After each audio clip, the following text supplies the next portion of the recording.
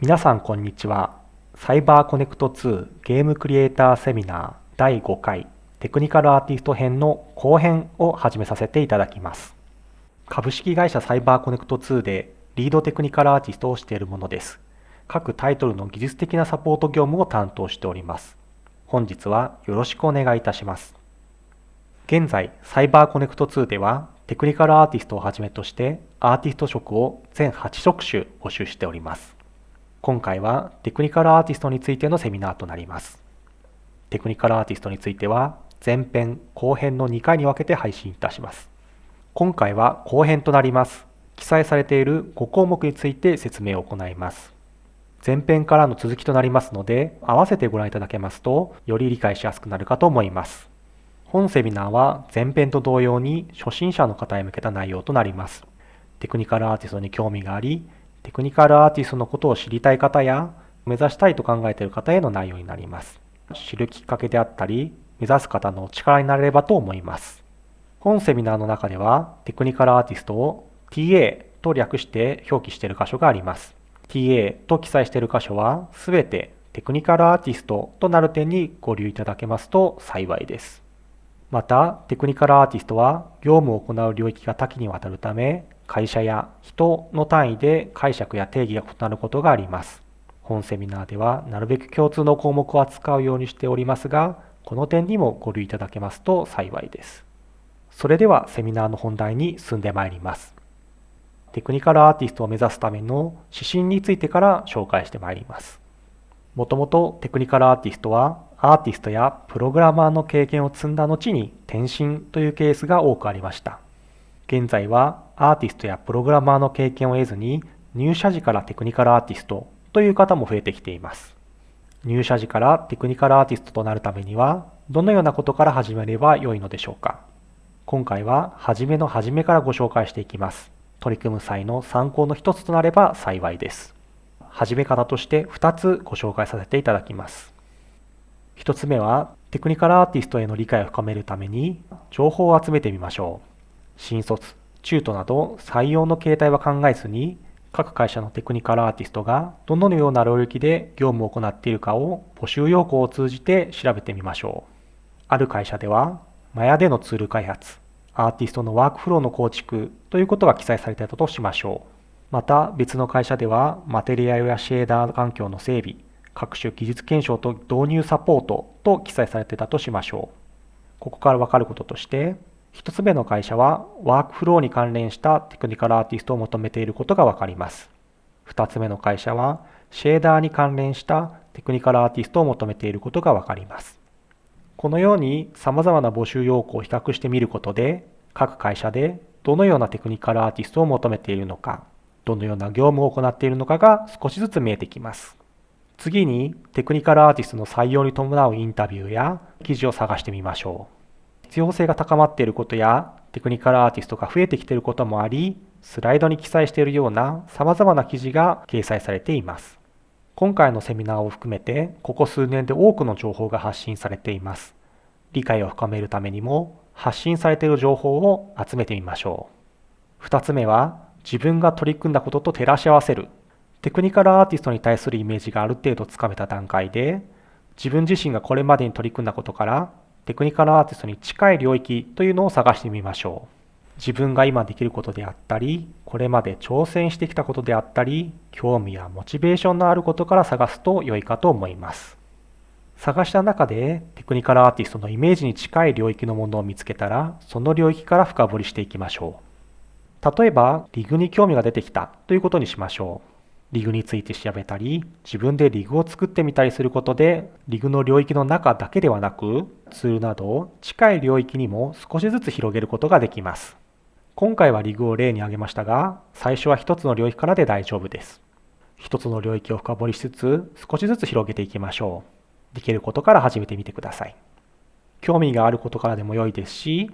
ここからなら進められそうというところからでも良いです。モチベーションやテンションが上がるというところからでもいいかと思います。まずは手を動かすことから始めてみましょう。ここまでは始め方について紹介してまいりました。手を動かして領域を深掘りしていきましょうと説明しましたが、領域を深掘りするというのはどのようなことを行えばよいのでしょうか。今回は深掘りする中で取り組んでほしいこととして3つの項目を紹介していきます。説明する前に注意点があります。それぞれの領域や範囲によって取り組んでほしい細かな内容というのは異なります。このため今回は共通するような内容というのを紹介していきます。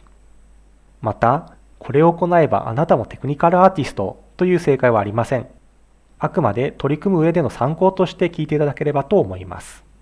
まず一つ目の取り組みは、新旧の技術にアンテナを張るということです。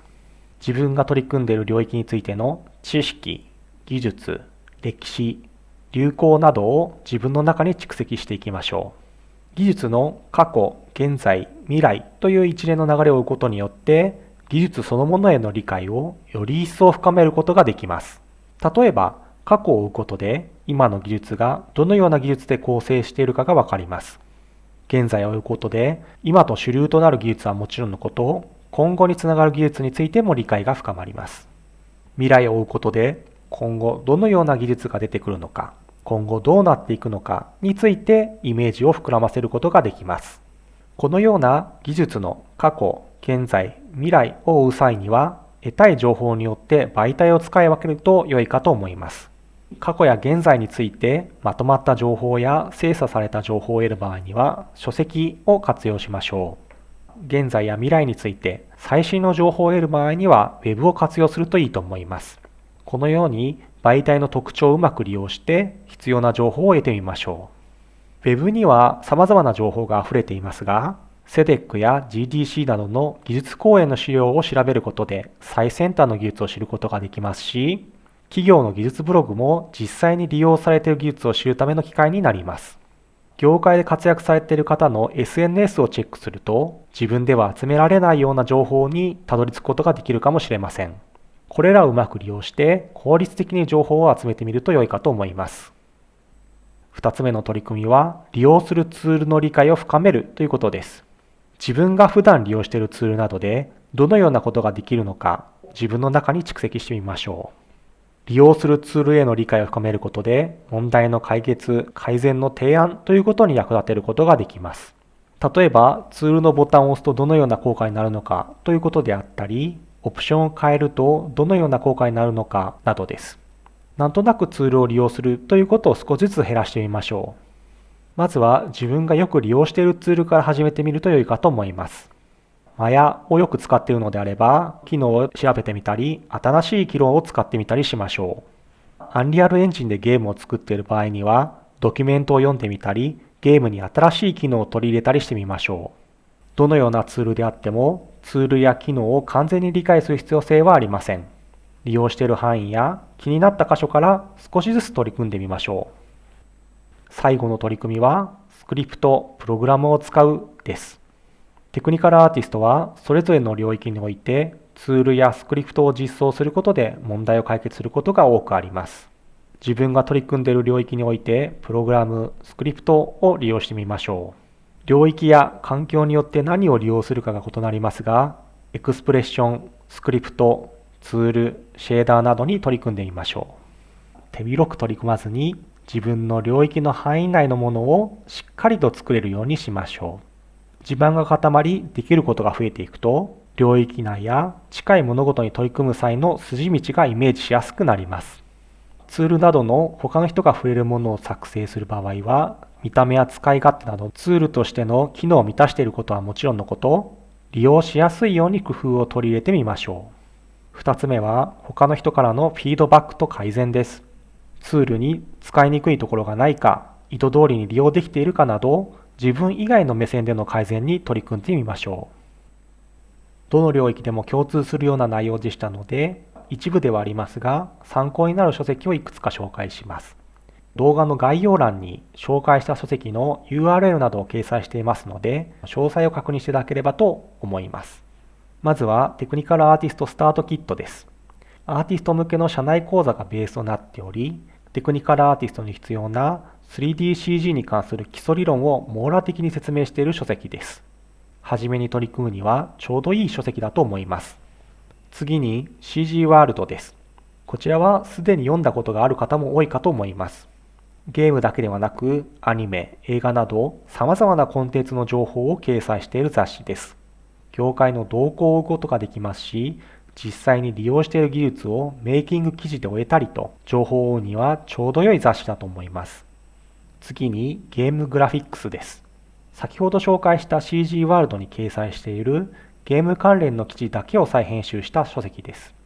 ほぼ毎年出版されており、過去に遡ることもできますので、技術やアイディアの引き出しを増やすことができるかと思います。次に、マヤ道、ザ・ロード・オブ・マヤです。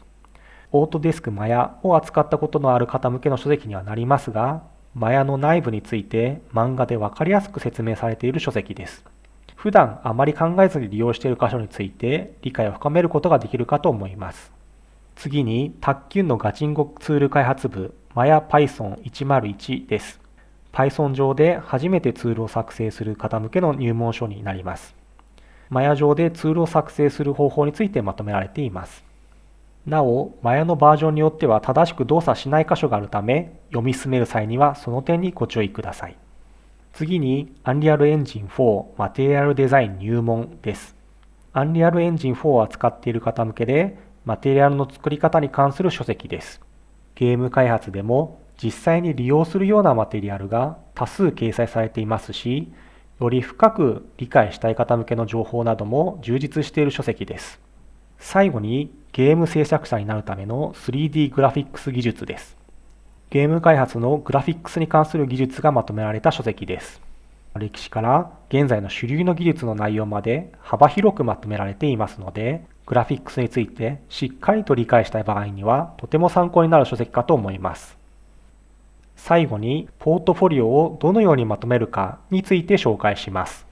説明する前に注意点があります。ポートフォリオについてもそれぞれの領域や範囲において取り組んでほしい内容というのは異なりますので、共通するような内容を紹介します。